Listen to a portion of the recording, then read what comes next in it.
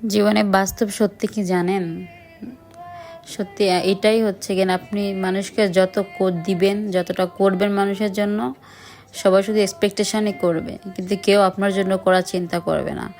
আপনি করতে করতে একসময় ক্লান্ত হয়ে যাবেন, যখন করাটা একটু বাদ দিয়ে দিবেন, সেটাই মানুষ দেখবে যে আপনি কি করছেন না, কি করতেছিলেন, কি করছেন, এটা কেউ দেখবে না।